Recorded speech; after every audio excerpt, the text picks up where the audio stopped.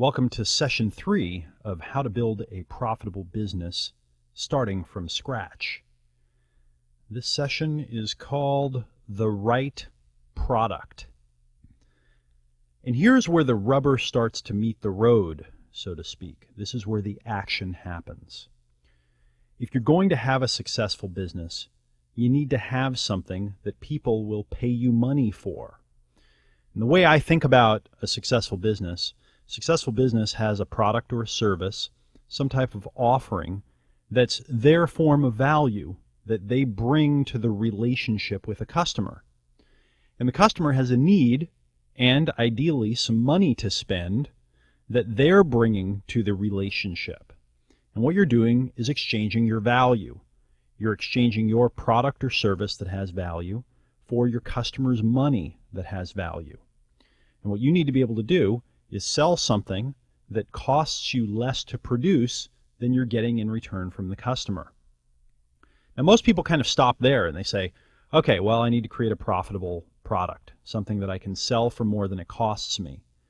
But they don't take the next logical leap and say, what does the customer need?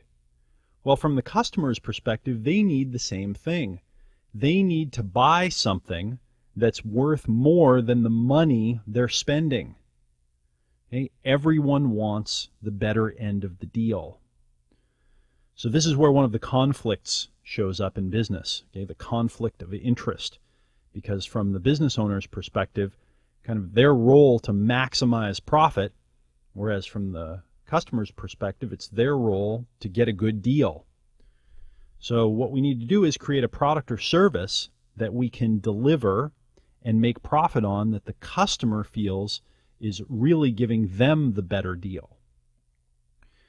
If you're just starting out and you literally don't even have an idea for a business, but you know you want to get into business, you're going to need to do some research.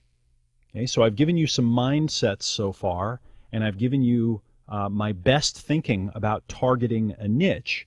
And these are going to be processing layers that you use in your mind as you're assessing different types of markets and business opportunities.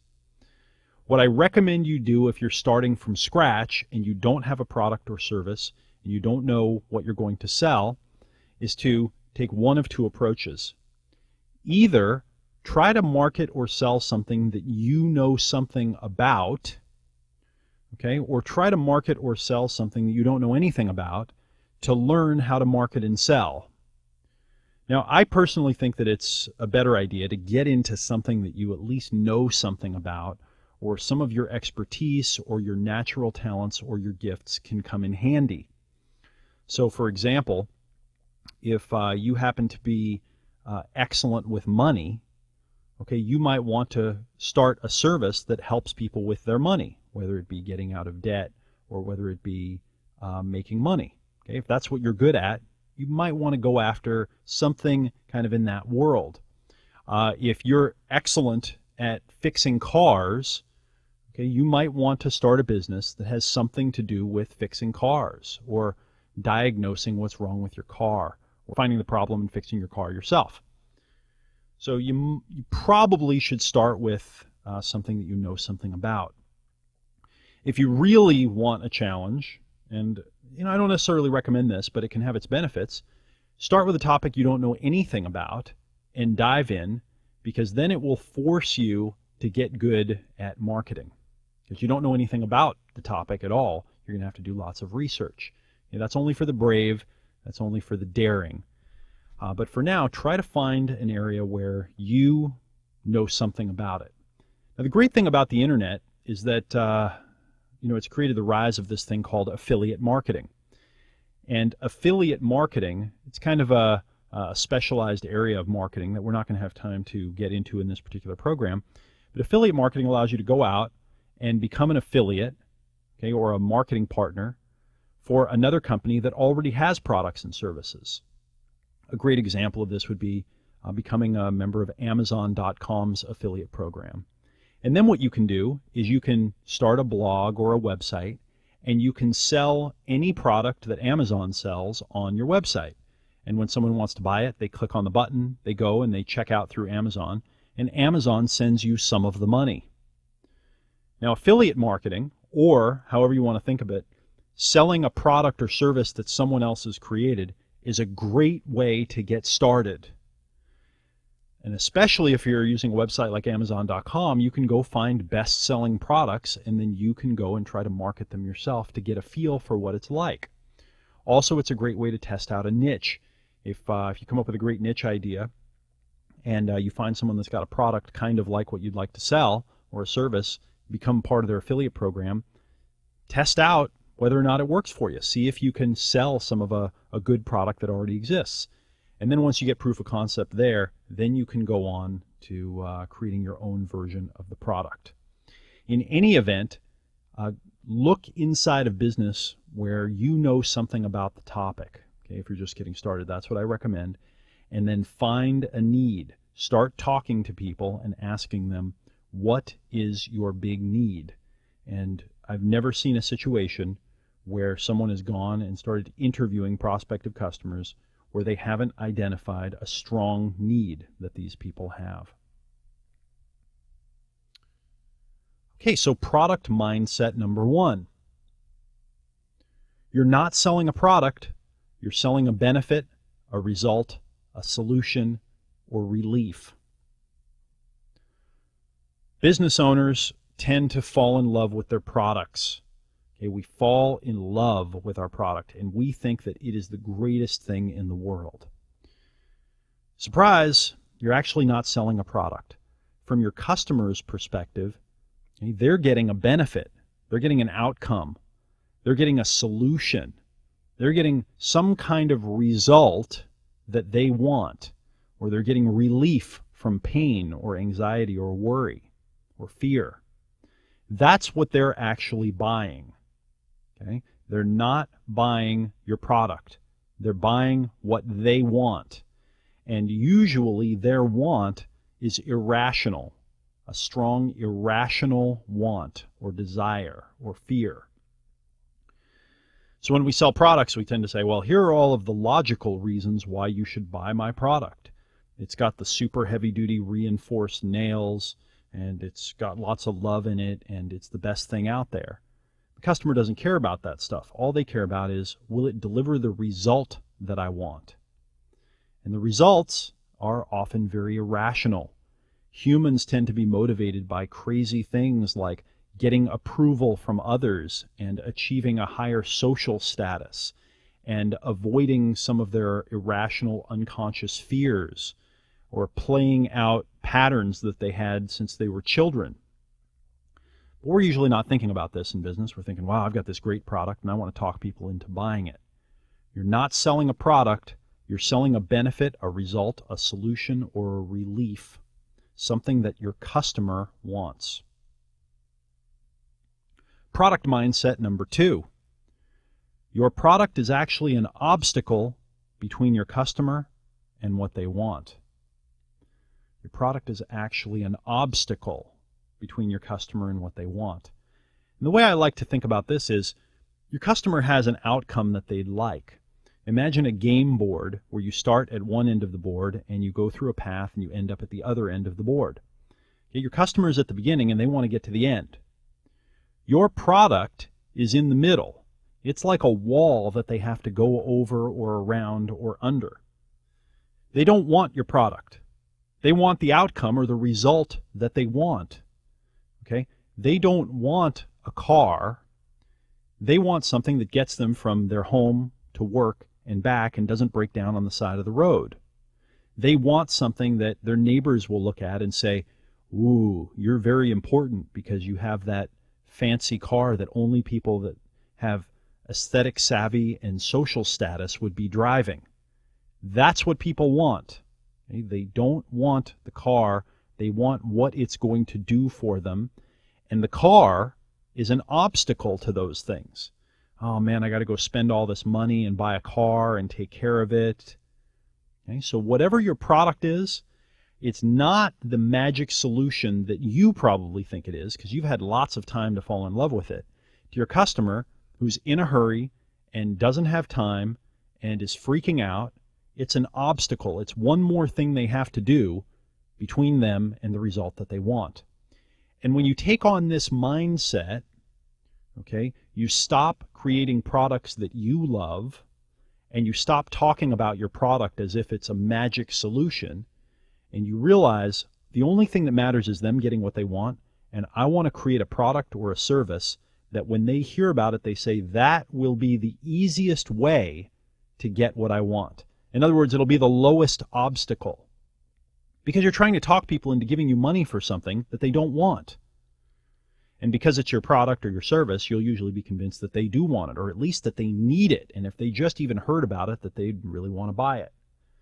When you think about it as an obstacle, okay, you start going after different types of solutions that really help people, and then talking about them in a way that makes sense to customers. Product mindset number 3.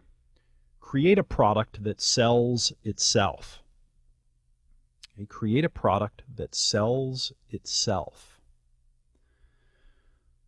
If your product is an obstacle, if it's something that your customers are going to look at and say, oh, I got to do that, I got to spend money on that. A really valuable question is, how do I create a product that when the customer sees it, they say, wow, that's exactly what I need. Okay, a great example of this, I think, is Apple computers and electronic devices.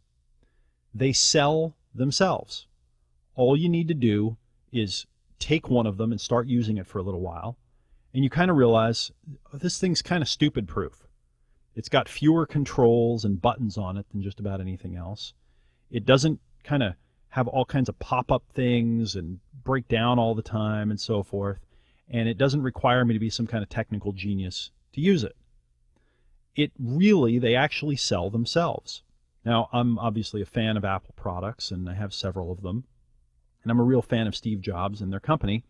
And I love to watch everything that Apple does. And I recommend that you start looking at Apple and start watching what they do. Go to their website, watch every keynote address that Steve Jobs gives, watch all of their product release videos, notice how they create and offer products. And notice how after you've watched the video where they launch a product, you say to yourself, I need to get one of those. Like, I see it. I got it. There will be something about the way the display works, or the way it's touch activated, or the way it kind of reads your mind and already knows what you want, or the way the movement of the graphics is where you say, that's the way it's supposed to be. Like, that's it. That's the way it should be.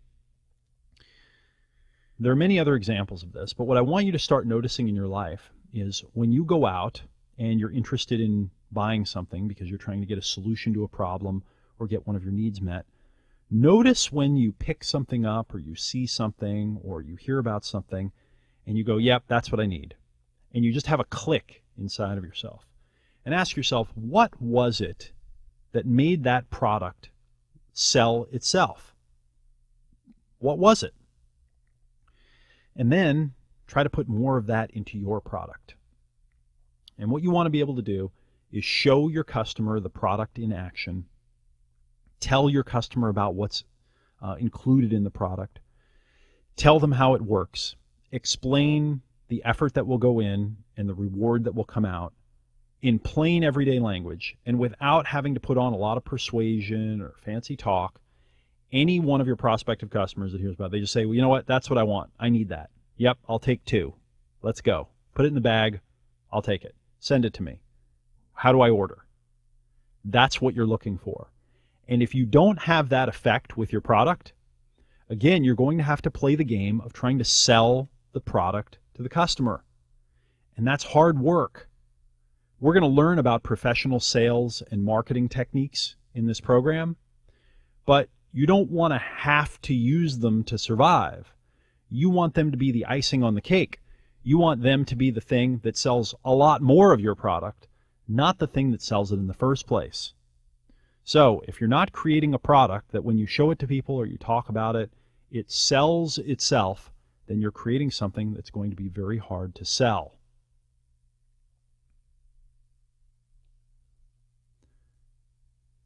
Product strategy number 1, increase perceived value. Okay? Increase perceived value. Remember in the niche questions, question number 3, Does the prospect have few or no perceived options? Well, this is a game of perception. A game of perception. Most of the things that people buy, they don't actually need. Okay, we don't need most of the things that we buy. What we need is we need some food, and we need some water, and maybe we need some clothing or some shelter if the weather gets really bad.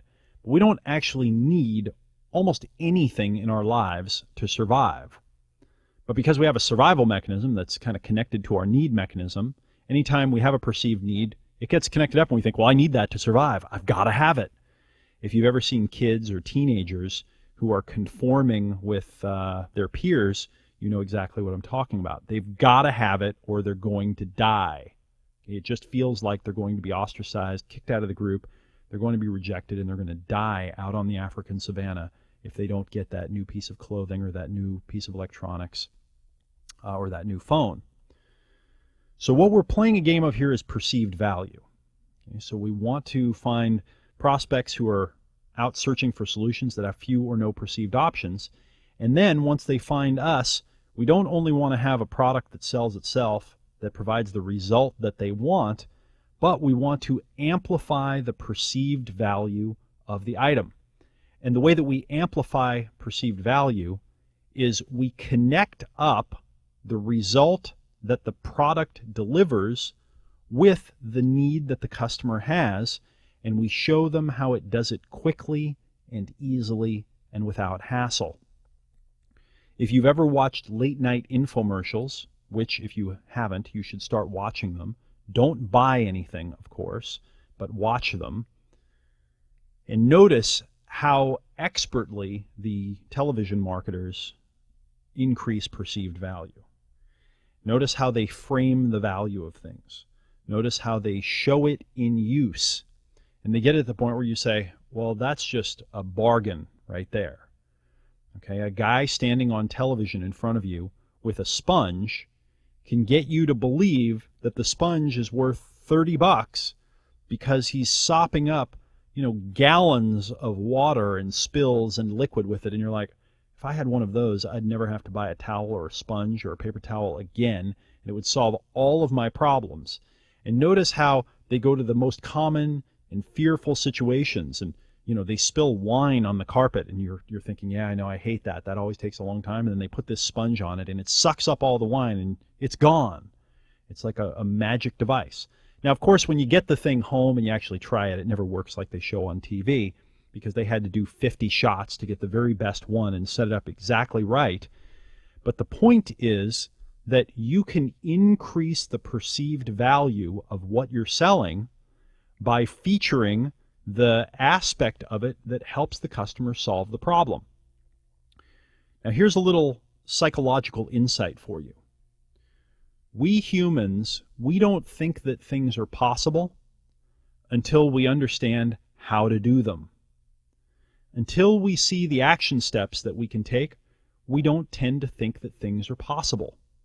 So most people walk around trapped in the possible.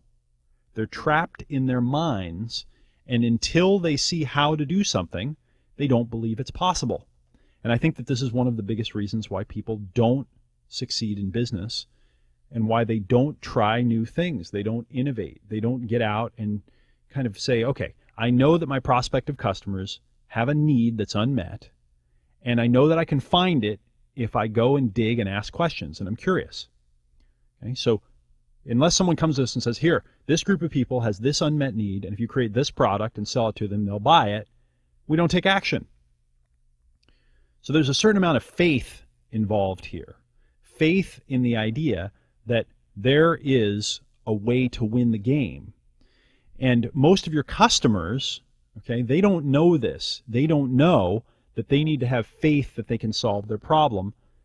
They need to see it in action. They need to see the button that they push that delivers the result that they want. They need to see the magical thing and how it functions. They need to see picking up the golf club and hitting the golf ball and having it go a lot further and a lot straighter. They need to see that happening so they can go, oh, I see how that works. They need to see the car dependably running without breaking down. They need to kind of see it in their mind, or they need to hear about how this particular car runs without breaking down. They've got to see how the steps all fit together to give them the outcome that they want. And when you show them those key steps, those buttons that they push, the action that they take, and how the thing works, that's when the perceived value goes way up. If you noticed, maybe you buy a piece of furniture at the store, and you're like, okay, this is great. I really like this. And then they say some assembly required. So you buy one, you take it home, you open it up, and you realize that it's 1,000 pieces, and the instructions are in a different language. You're like, uh-oh, this is going to be a big problem.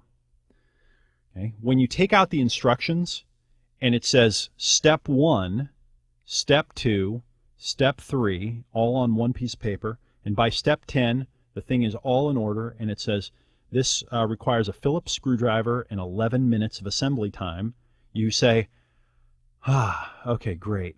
I'm really glad that they put good instructions in here. It increases the perceived value. Now, of course, this is after you've purchased, but you want to have this effect with your product as you are marketing it to your prospective customers.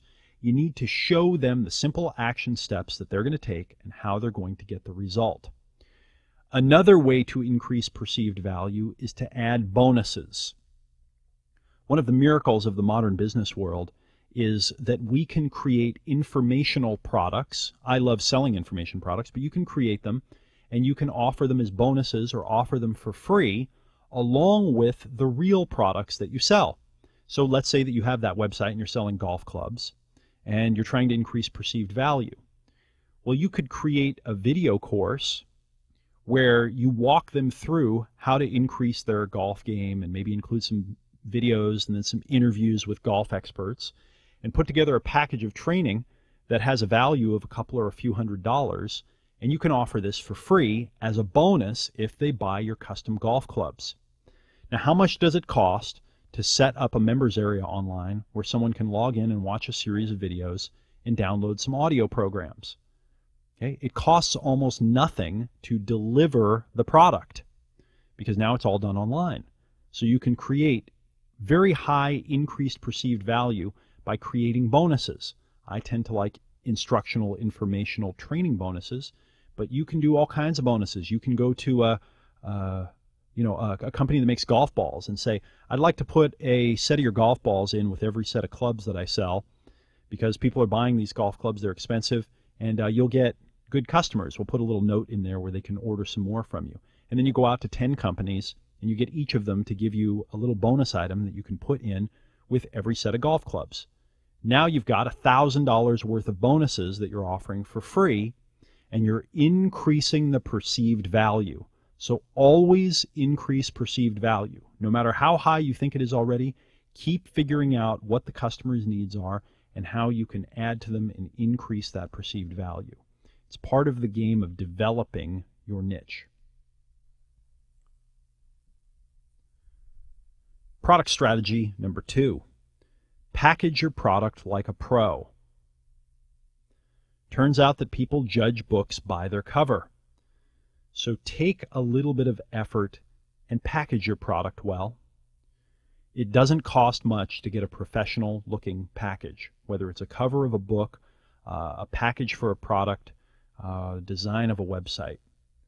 There are thousands and thousands, tens of thousands of designers all over the world now that now they have all these amazing tools, they have great training, they have great design aesthetic that they can put to work right from the comfort of their computer. You can get a great design for $100, $200, $300 for just about anything. You can go to a website like Elance and you can outsource it to a designer, or you can go to kind of my favorite new website for this, which is 99designs.com. It's just the numbers 99 and then the word designs with an S. 99 Designs. And there you can post a project and then post how much you'll pay for it. And designers will actually make your design and submit it and compete for your business. And you'll get to look at all the designs before you pick the one that you like. And you can actually go in, comment, and you can disqualify designs so that those that have built designs already can improve them, and those that are making new designs can take what you've already commented on and make something new for you. And if you offer a few $100 or so on a design, you will often get dozens, and in some cases even hundreds of submissions for your design, and then you can pick the best one. It's really important to have a professional design of your product. I really think that it's important when you're starting out, because you want every advantage, and now you can do it, and you can do it at a low cost. So package your product like a pro. Product strategy number 3. Name your product in a way that's impossible to forget. Notice I didn't say easy to remember. Notice I said impossible to forget. Okay, so what am I talking about? Well, most people name their products cute, confusing, some kind of charming name or something around their name because they don't know how to name things. What we're trying to do here is we're trying to come up with a name, which is the highest leverage marketing you can do, that implies a benefit or an outcome that your customer will get or what's included in it, and that sticks inside of the mind. Okay, so one of my favorite names is Coca-Cola. Why do I like the name Coca-Cola? I like it because it describes what it is. Originally, Coca-Cola had coca in it. There was, cocaine in the cola, and that was a selling point, of course. Well, now it doesn't have cocaine, but it does have a lot of caffeine, which is just as addictive. So, Coca-Cola. It's also hard to forget because it has repetitive sounds. Notice the alliteration, the 2 C's, co, ca, and cola. There are actually 3 of them there. Coca-Cola. Alliteration increases recall. It makes it more memorable. It also rhymes. So there's another repeated sound. The end, Coca-Cola. So there's alliteration and rhyme in this. Very, very powerful. So it says what it is, and it says it in a way that's impossible to forget. My first book was called Double Your Dating. Okay, notice the alliteration, the 2 D's, double your dating. It also has a nice rhythm to it, but it also says what it is. You double your dating. Read this book, get twice as many dates. Okay, so when you start looking around, start noticing names that promise a benefit and that also have repetitive sounds, that promise a benefit so the customer will know what it is immediately, and that have repetitive sounds. If you can do that, you're really on the right track to creating a name that's impossible to forget.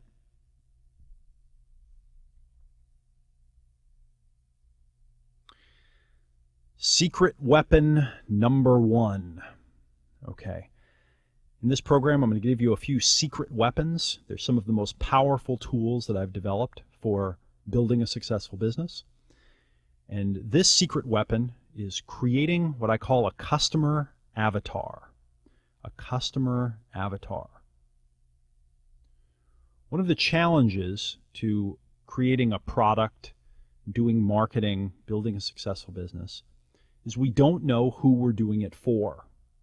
Now, if you've taken my advice so far and you're now out talking to prospective customers, at least 1 a day, ideally 2 or 3, and asking them what are your big problems or frustrations, what are your big wants, aspirations, desires, and you're figuring out what's going on inside of their head, you're going to start seeing patterns.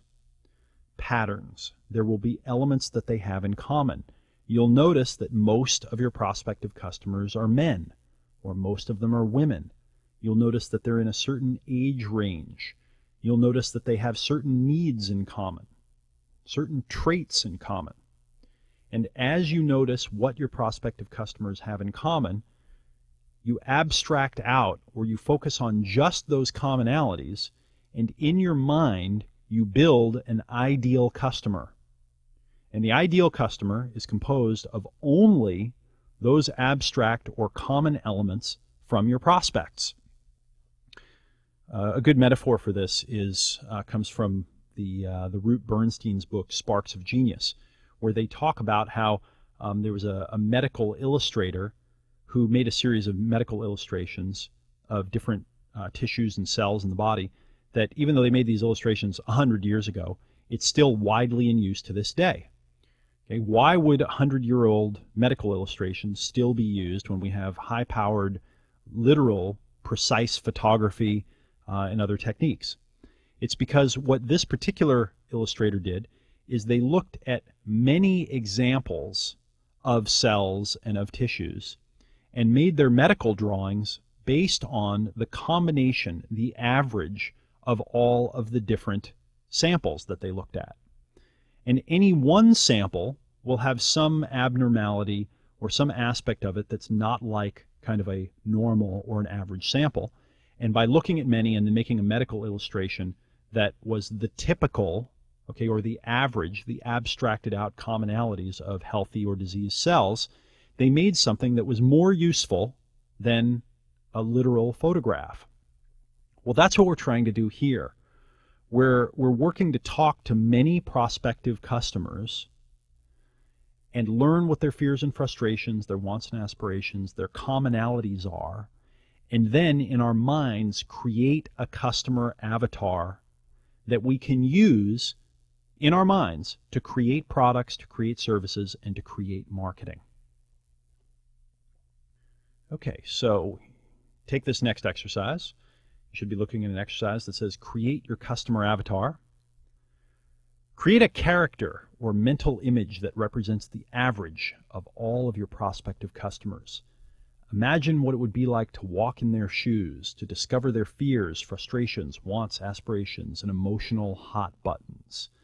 So first we're going to create a customer avatar, and then we're going to imagine being them. So first, what are the demographic traits that 80% of your prospective customers have in common? Okay, demographic.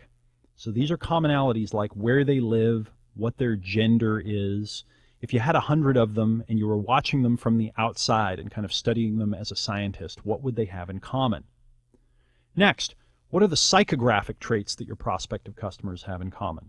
So what do they fear? What do they desire? So this is the inside view. The demographic traits are what it looks like from the outside. The psychographic traits are what it looks from the inside if you were actually them. So what are their fears? What are their desires? What's the secret conversation they have going on inside of their head? And then finally, we're going to answer this last question, which is, what is the experience and conversation that's happening inside the mind of your prospective customer about their challenge? So now we want to imagine that we're them. We want to project ourselves inside of the prospective customer and ask, what's the conversation that they're already having inside of their head? Okay, what are the thoughts that they're having? What's their experience of their problem, of their challenge, of their desire? What are they going through? And ultimately what we want to learn how to do when we're targeting our niche, when we're creating our product or service, is we want to be doing it the whole time thinking like a customer, imagining that we're the customer, that we're the one that's experiencing the results, the outcome, the use of the product or service. Most products and services are designed by business owners who are designing it because it's what they want or it's what they want to provide. They're not creating something that a customer is looking for, that a customer would want to buy automatically. They're not building it custom fit, tailored fit to the conversation, to the thoughts that a prospective customer is having inside of their head. So what is the experience and conversation that's happening inside the mind of your prospective customer about their challenge or their opportunity? Now you may have to practice this because you may just be targeting your niche right now, but this is great practice and you should come back to this exercise and of course all the others on a regular basis and keep doing it over and over and over. And the more customers you talk to, the better idea you'll get of what they have in common on the outside and on the inside, and the clearer you will be able to build a picture of your customer avatar. And the clarity of that customer avatar is going to determine your success in creating products and services that they automatically want to buy. So do this exercise, do it now. Remember to come back and do it regularly as you learn more and more about your prospective customers and their needs. And I will see you in the next session.